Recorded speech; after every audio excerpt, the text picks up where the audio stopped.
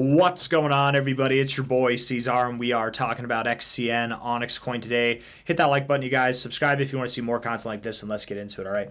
Here we are at about 0.0878 right now. On the week, down about 12%. On the day yesterday, we actually closed rather neutral. I feel like we've had every reason to move down, and we just haven't moved down, you guys. Oftentimes, whenever we see that, it makes me actually think we're going to move up. Maybe I was too soon, too abrupt in taking down my altar of Justin Sun in memorandum of the land of the rising sun here. Maybe I was a bit too brash on that, and I might have to put Humpty Dumpty back together again, man. I do believe that we're going to be moving up at some point, but do we move up from here?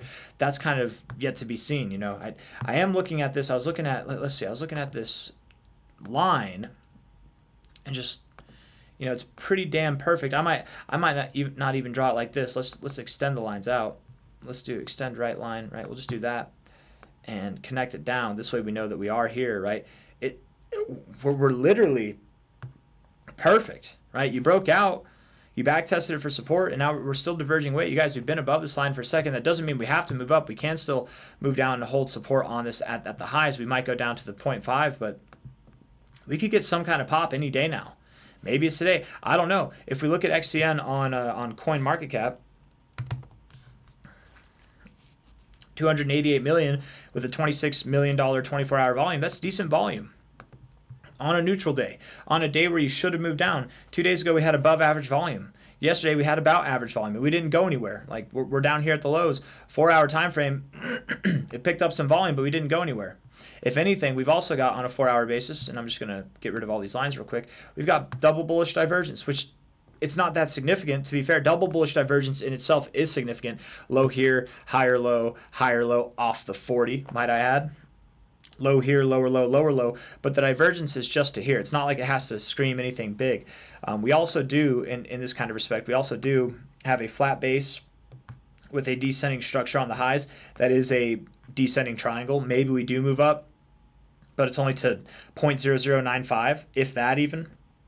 But if we see anything higher than that, if we see something higher than this descending structure, we really could run all the way up to like 1.1 cents or higher, 1.2, 1.3, maybe even all the way up to 1.5. You guys, if we get some kind of miracle pump, that would be awesome, right? I'm not sure what to think about this thing, and I know it drives people crazy whenever I say that, right? I'm supposed to know. No, I don't. Nobody knows, man. In fact, if people pretend like they know, or if anybody says that they know what's going to happen, you should probably stay away from them, because nobody knows what's going to happen, right? I assume to know what's going to happen, and I take a confident stance in anything that I'm saying because it's data driven, statistically backed, right? That's the kind of stuff that I like to say. But statistics aren't always going to help you, right? They help you generally, and even if you're right 60% of the time and you're wrong 40% of the time, the statistics are still helping you. They might not help you speak, like they're not helping me speak right now. I'm like stuttering and slurring on my words here.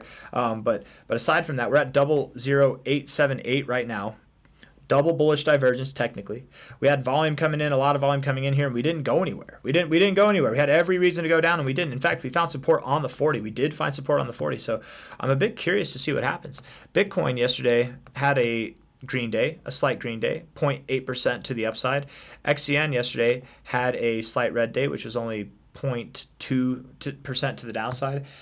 If today was green, if today was green for Bitcoin, I don't know, that might surprise me. But if today was green for XCN, that'd be rather encouraging. That'd be very, very encouraging. And again, still it might surprise me because I think that Bitcoin will go down, but I don't know, man. I don't know. We'll see. The price did come back up. We did close neutral enough to where the RSI on the daily time frame is also forming bullish divergence. So we have a low here and a higher low here. This low came all the way back here, and that is significant. That low is all the way in itself at about 1 cent, which being here at 0.00878 cents does give us a bit of an excuse to move up above 1 cent, but we'd have to see a green day close. We almost had it. We almost had it yesterday, but it's not enough.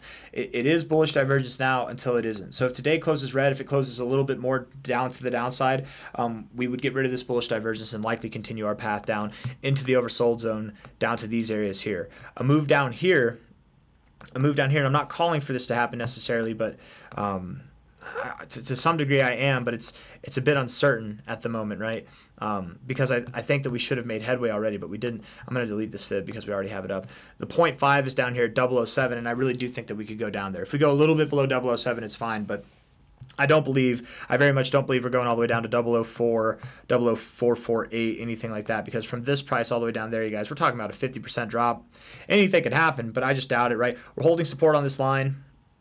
We're very near our 0.5. The RSI, if it were to drop to the 0.5, would be at areas that we found support throughout this whole bull cycle at.